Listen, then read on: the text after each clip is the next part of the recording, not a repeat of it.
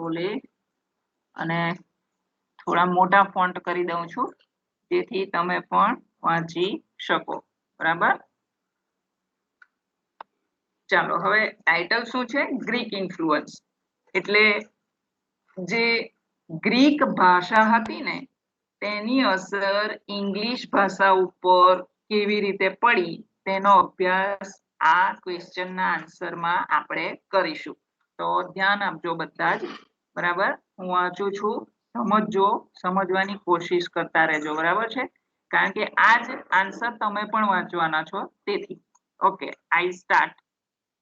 It is scarcely possible or profitable to separate Greek from Latin influence because almost always it was through Latin or in Latinized forms that Greek words came to English. Greek having been the culture from which so much of the content of Roman civilization was derived.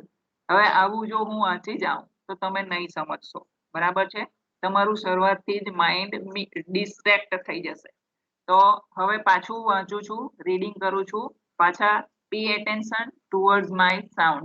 It is scarcely possible ભાગ્યે જ શક્ય છે કે અથવા તો નફાકારક છે ભાગ્યે જ પ્રોફિટેબલ છે કે જેમાંથી આપણે લાભ લઈ શકીએ કે શું ભાગ્યે જ શક્ય છે to separate Greek from Latin influence.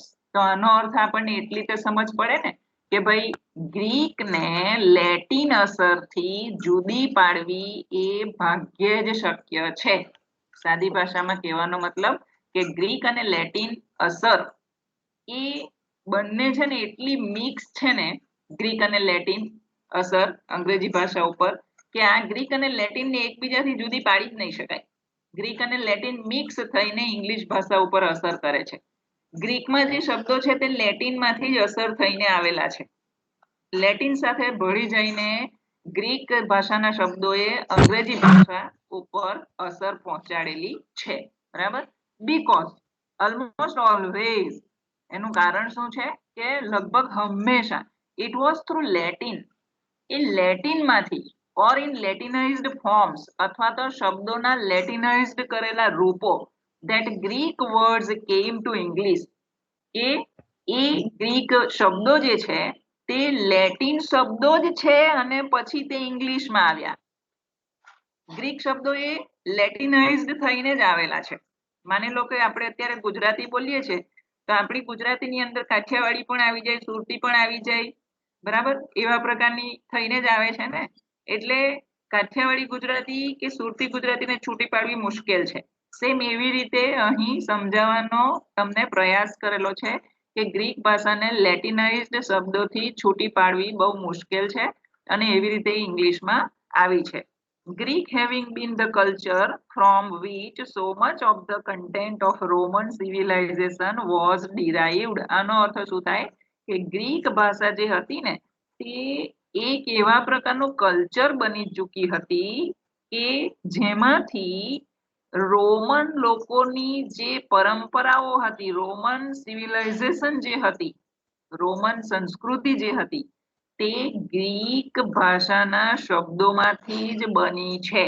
એટલે રોમન સિવિલાઇઝેશને પણ ગ્રીક ભાષા કે જે પોતે પણ લેટિન શબ્દોને પોતાનામાં ઉમેરીને આવેલી હતી તેને ફોલો કરતા હતા બરાબર। આપણી જે જાતિ હોય છે તેવી રીતે રોમન જાતિ પણ હતી એ લોકોની સંસ્કૃતિ પણ હતી તો એ લોકોએ ગ્રીક ભાષાને ફોલો કરીને પોતાની સંસ્કૃતિને બઢાવો આપેલો છે। હવે આગળ વાંચું છું જ્યાંથી કર્સર આ રીતે ફ્લક્ચ્યુએટ થાય છે બરાબર ત્યાંથી વાંચું છું। As might be expected too nearly all Greek terms have come through learned, technical or scientific usage. એવી અપેક્ષા રાખવામાં આવે છે ઓલમોસ્ટ લગભગ કે મોટા ભાગની જે ગ્રીક ટર્મ્સ હતી ને તે વિદ્વાનોમાંથી આવેલી હતી। ટેકનિક તે સમયે ટેકનિકલ ગ્રોથ વધી ગયો હતો એટલે કે અત્યારે જેને આપણે ટેકનિકલ ઇન્ડસ્ટ્રીઝ વગેરે માનીએ છીએ જેમ સાયન્સનો વિકાસ થઈ ગયો હતો આ સમયે પણ ટેકનિકલ અને સાયન્ટિફિક રીતે પણ લોકો અભ્યાસ કરતા થઈ ગયા હતા યુઝ કરતા થઈ ગયા હતા વિજ્ઞાન આગળ વધી ગયું હતું તો તેમાં પણ ગ્રીક ટર્મ્સનો ઉપયોગ થવા લાગેલો હતો. ગ્રીક ટર્મ્સ એટલે ગ્રીક ભાષાના શબ્દો. Because of the comparative abundance of Greek scientific and philosophical terms, જે ગ્રીક ભાષાની વૈજ્ઞાનિક અને ફિલોસોફિકલ ટર્મ્સ જે હતી, બધા શબ્દો જે હતા તે બહુ વધારે પડતા હતા, તેથી it has come about that certain large classes of technical words, અને તે કારણે ટેકનિકલ વર્ડ્સમાં બહુ વધારો થયો અંગ્રેજીમાં. અંગ્રેજીમાં જેટલા પણ ટેકનિકલ શબ્દો આવ્યા ને તે ગ્રીક ભાષાએ પોતે જ ટેકનિકલ ટર્મ્સ જે આપેલી હતી તે જ અંગ્રેજોએ પણ સ્વીકારી. have continued to be made up from Greek, એટલે કે અંગ્રેજીમાં પછી જે ટેકનિકલ વર્ડ્સ આવતા ગયા તે મોટે ભાગે ગ્રીક માંથી આવ્યા છે.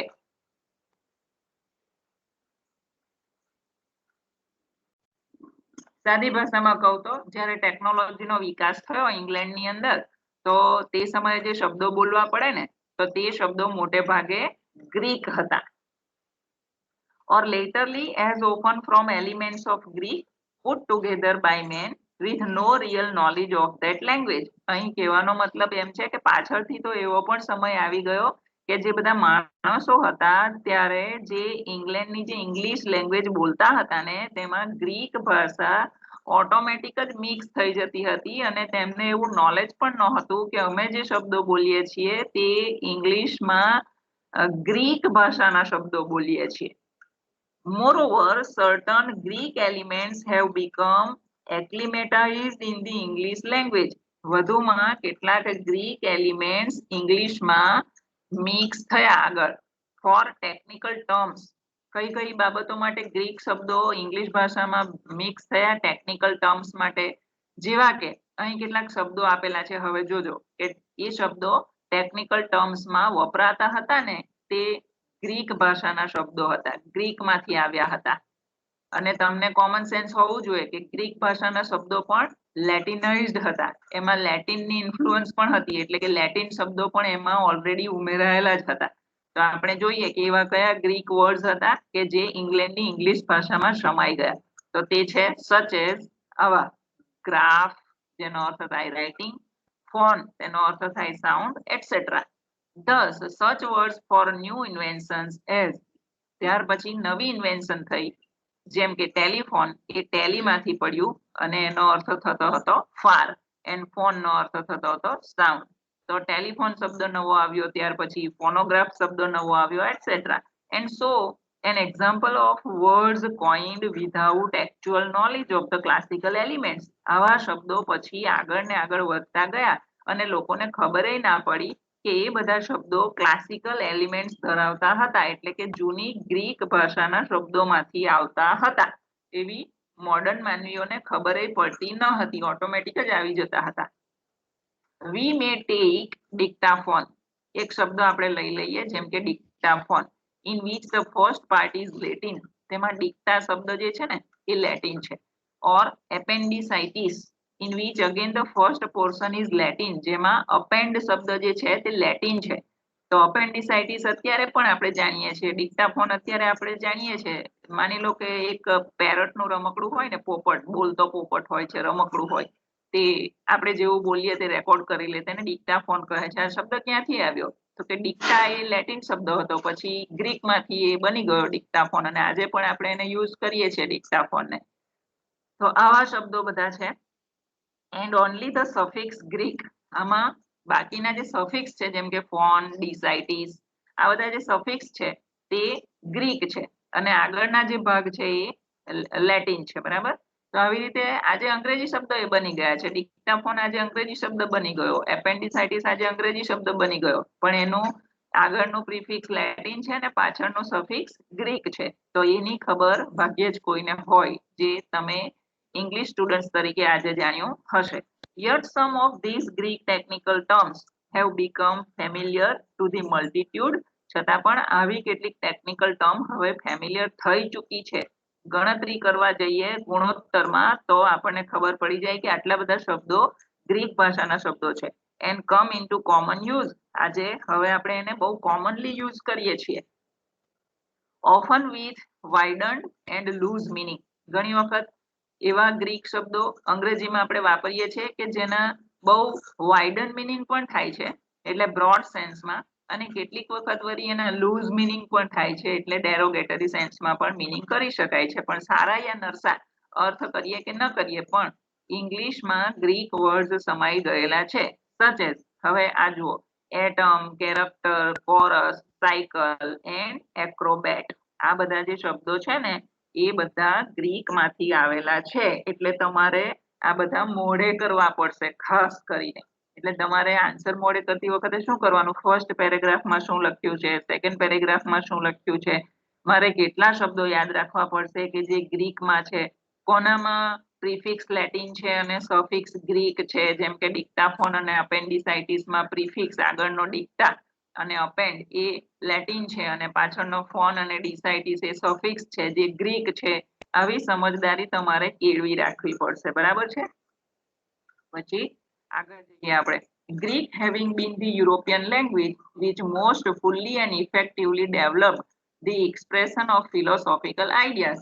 આપણે આજે છે ને એટલું તો જાણીએ છીએ કે જીવન જીવવાની પણ ફિલોસોફી હોય છે. તો તમને ખબર છે બધી ફિલોસોફીઝ ક્યાંથી આવેલી છે? આપણે જનરલી આપણી ભારતીય ફિલોસોફી તો આપણે જાણીએ છીએ કે મહાભારત, રામાયણ જેવા એપિક્સ માંથી કે આપણા ભારતીય જે પણ શાસ્ત્રો હશે, વેદો, પુરાણો વગેરે માંથી આપણે ફિલોસોફી જાણીએ છીએ.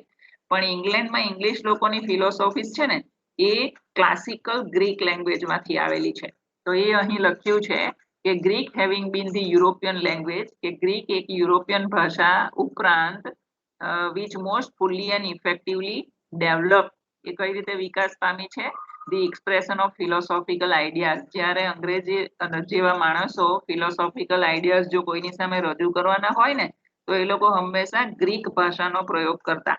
ગ્રીક લોકોની ફિલોસોફી બહુ જોરદાર હતી, તો તેવા શબ્દોમાં તેવી જ અંગ્રેજી વાપરીને ગ્રીક ફિલોસોફી લોકોની સામે અભિવ્યક્ત કરતા. It is natural that philosophical and related terms should, even though coming to English, તો પછી સ્વાભાવિક છે કે ગ્રીક ફિલોસોફી આટલી બધી જો ફેમસ થઈ ગઈ હોય તો એ ઇંગ્લિશમાં આવવાની જ હતી. અને આજે આપણે ઇંગ્લિશ ફિલોસોફી પણ જાણીએ છીએ. આજે આપણે જેટલો પણ ઇંગ્લિશ લિટરેચરમાં અભ્યાસ કરીએ અને એમાંથી જે આપણને ફિલોસોફી જે માલુમ પડે છે એ બધી ફિલોસોફી ગ્રીકમાંથી આવેલી છે. ઓકે, ઇન લેટિન ડ્રેસ, અને તે લેટિન ભાષાનો ચોળો પહેરીને આવેલી છે એમ આપણે સમજી શકીએ. Have it been founded upon classical Greek originals. એ બધી જ નો પાયો તેમાં છે ક્લાસિકલ ગ્રીક ઓરિજિનલ્સમાં છે.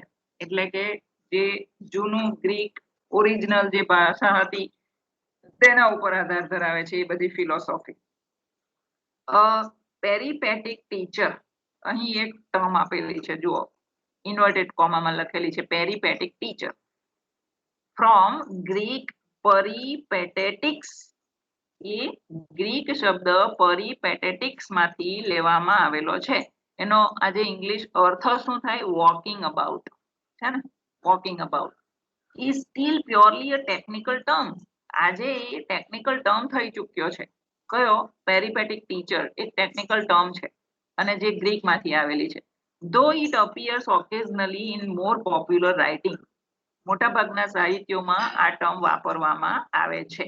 But phenomenal an adjective made with Latin. આ ફિનોમિનલ શબ્દ એક એડજેક્ટિવ વર્ડ છે અને તે લેટિન અલ સફિક્સ માંથી બનાવેલો છે. ફિનોમિનલ માં તમે જોશો એલ, એ લેટિન છે એલ છે ને. તમને એમ થાય કે ઘણા શબ્દોમાં એલ ક્યાંથી આવ્યો હશે, તો એલ લેટિન માંથી આવેલો છે. From Greek phenomenon that which appears, અને ગ્રીક ફિનોમિનન છે. ધ ફિનોમિનમ નો અર્થ શું થાય? That which appears. બરાબર. Though properly a technical term in philosophy as in the expression the world as it appears. આ તમામનો અર્થ શું થાય? એક એવી દુનિયા કે જે દેખીતી રીતે ફિઝિકલી દેખીતી છે તે દુનિયા. બરાબર. Phenomenal has come in journalistic and popular language to be merely a synonym for extraordinary, so that we may hear of phenomenal weather. આજે આપણે એ શબ્દ પરથી ક્યાં પહોંચી ગયા છે? હવે આપણે ફિનોમિનલ વેધર ઉપર પહોંચી ગયા છીએ. તો આવી રીતે શબ્દો ગતિ કરે છે કે લેટિન માંથી ગ્રીક, ગ્રીક માંથી ઇંગ્લિશ બની જાય છે. ફોર ઇન્સ્ટન્સ એટલે અહીં એક એક્ઝામ્પલ આપ્યું છે કે ફિનોમિનલ ઉપરથી કે ક્યાં લેટિન હતું, ક્યાં ફિનોમિના શબ્દ ગ્રીક હતો અને આજે ઇંગ્લિશ નવી ટર્મ આવી ગઈ ફિનોમિનલ વેધર. આવી રીતે શબ્દએ ગતિ કરી નાખી. આગળ, before the close of the middle ages, હવે જ્યારે મધ્યયુગ જ્યારે પૂર્ણ થયો હશે ત્યારે English had acquired from Greek, English ભાષાએ ગ્રીકમાંથી શું શું મેળવ્યું? તો કે એકેડમી, એટોમ, બાઇબલ, આ બધા શબ્દો મેળવ્યા. જેમ આ બાઇબલ શબ્દ ગ્રીક બાઇબ્લોસ, જેનો અર્થ થતો હતો બુક, બરાબર. અર્થ જે લખેલો છે બુક એ ઇંગ્લિશ વર્ડ છે, પણ ગ્રીક વર્ડ હતો બાઇબ્લોસ, એમાંથી બાઇબલ શબ્દ આવેલો છે. પછી બીજા શબ્દો ડિપ્થોંગ, હાર્મની, એક્સ્ટસી, નિમ્ફ, ટ્રેજડી, ટાયરન્ટ એન્ડ થિયેટર. આ બધા શબ્દો ગ્રીક ભાષાના શબ્દો છે. એ ક્યારે આવ્યા? મિડલ એજ એટલે કે મધ્યયુગ જ્યારે પૂરો થયો ત્યારે આવ્યા. ત્યાર પછી છે ને તમને સેન્ચુરી વાઇઝ શબ્દો આપી દીધા છે, એટલે તમે જ્યારે મોડે કરો તો યાદ રાખજો કે 16th સેન્ચુરીમાં આ શબ્દો હતા, 17th સેન્ચુરીમાં આ શબ્દો હતા, 18મી સદીમાં આ શબ્દો હતા. તમને આવી રીતે 18મી કે 19મી સદી સુધી લઈ જવામાં આવશે. ત્યાર પછી આપણું મોડર્ન ઇંગ્લિશ શરૂ થઈ જાય છે. તો આપણે જોઈએ કે ધ 16th સેન્ચુરી પ્રોવાઇડેડ, 16મી સદીમાં કયા શબ્દો આવ્યા? Irony, alphabet, drama, elegy, dilemma, caustic, chorus, basis, pathos, larynx, epic and theory. બરાબર. આવા શબ્દો 16th સેન્ચુરીમાં આવ્યા કે જે ગ્રીક ભાષામાંથી બનેલા છે. પછી ધ નેક્સ્ટ સેન્ચુરી એટલે કે આપણે અહીં લખી દઈએ 17th સેન્ચુરી. આપણે અહીંયા બ્રેકેટમાં કરી શકીએ છીએ, આપણે સમજવા જેવી વસ્તુ છે, જાતે પણ લખી શકીએ છીએ. બરાબર. ઓકે, એમાં કેવા શબ્દો આવ્યા? 17મી સદીએ આપણને ગ્રીક ભાષાના કયા શબ્દો આપ્યા? ઓર્કેસ્ટ્રા શબ્દ તમે છોકરાઓને ખાસ ખબર. આજે જે આપણે ઓર્કેસ્ટ્રા શબ્દ બોલીએ છીએ ને, વગાડીએ છીએ ને, એ ગ્રીક વાથી આવેલો શબ્દ છે. પછી પેન્ડિમોનિયમ, museum, hyphen, dogma and clinic, આ બધા શબ્દોથી આપણે વાકેફ છીએ. તો એ આપણને ગ્રીક ભાષામાંથી મેળવેલા શબ્દો છે, એમાંથી મળે છે આપણને. તે 17મી સદીમાં આ બધા શબ્દોનો જન્મ થયો. while the 18th century, હવે 18મી સદીમાં બીજા નવા શબ્દો પણ આવ્યા, જેમ કે બેથોસ એન્ડ ફિલાન્ડર. આ બે નવા શબ્દો આપણને 18મી સદીમાં પ્રાપ્ત થયા. બરાબર. ત્યાર પછી ધ લાસ્ટ સેન્ચુરી એટલે એમ સમજવાનું તમારે કે 19મી સેન્ચુરી સુધી આપણને આ ટેક્સ્ટમાં વાત કરેલી છે, તેથી last century. So the coining or adaptation of phrase, pylon, acrobat, theorem and agnostic. બરાબર. આ શબ્દ મારે અહીં જોવો પડશે, ધમ જે લખેલું છે ને તે શબ્દ પછી હું તમને સુધારીને આપીશ. બરાબર. ખોટો શબ્દ મારે નથી આપવો, થોડું ટાઈપિંગ મિસ્ટેક થઈ ગઈ છે ઝડપમાં. તો આ બધા શબ્દો નવા ઉછળ્યા 19મી સદીમાં. આ શબ્દો આપણને ગ્રીક ભાષામાંથી મળે છે. તો હવે તમે જુઓ કે આવી રીતે આપણને 19મી સદી સુધીના શબ્દો આપી દીધા છે. એટલે આન્સરને મોડે કરવો કેટલો ઈઝી છે કે પહેલા તમે ફર્સ્ટ પેરેગ્રાફમાં શું આપ્યું છે એનું બરાબર સમજી લો, સેકન્ડ પેરેગ્રાફમાં શું આપ્યું છે એ સમજી લો, અને ત્યાર પછી તમે 17, 18, 19 સદીના જે ગ્રીક ભાષાના શબ્દો આવ્યા તે તમે મોડે કરી નાખો, તો તમારો આન્સર એ રીતે મોડે થઈ જાય. હવે આગળ વાંચું છું. Like Latin words in English, those from Greek are sometimes so far absorbed into the native complex. જેવી રીતે અંગ્રેજીમાં લેટિન ભાષાના શબ્દો દૂધમાં સાકર ભળે એવી રીતે ભળી ગયેલા હતા ને, બિલકુલ એવી જ રીતે ગ્રીક ભાષાના શબ્દો પણ એમાં જબોડાઈ ગયા, અંગ્રેજી ભાષામાં આવી ગયા. અને તે પણ કેવી રીતે? નેટિવ કોમ્પ્લેક્સમાં. જાણે કે અંગ્રેજોની ભાષા પણ ગ્રીક ભાષા જ બની ગઈ હોય ને, તેવું બિલકુલ નેટિવ જેવા બની ગયા. As to be capable of new formation. અને એટલા બધા કેપેબલ રહ્યા ગ્રીક ભાષાના શબ્દો અંગ્રેજીમાં કે વિથ ઇંગ્લિશ પ્રિફિક્સિસ ઓર સફિક્સિસ, કે કોઈ પણ અંગ્રેજી નવો શબ્દ બને ને તો તેનો પ્રિફિક્સ ગ્રીક હોય તો સફિક્સ ઇંગ્લિશ હોય. ઘણીવાર સફિક્સ જો ઇંગ્લિશ ભાષામાંથી લીધો હોય તો પ્રિફિક્સ એ ગ્રીક ભાષામાંથી લીધો હોય. આવી રીતે એક શબ્દ બનાવી દેવામાં આવતો થયો. એન્ડ સિમિલરલી, અને આવી જ રીતે there are Greek prefixes and suffixes that may be attached to English words. Thus, just as we have unpropitious, બરાબર, અનપ્રોપિટિયસ આવો એક શબ્દ છે જેમાં લેટિન પ્રોપિટિયસ આ પ્રોપિટિયસ જે છે તે લેટિન છે બરાબર પછી બીજો એક શબ્દ આપ્યો છે નીચે જતા જઈએ આપણે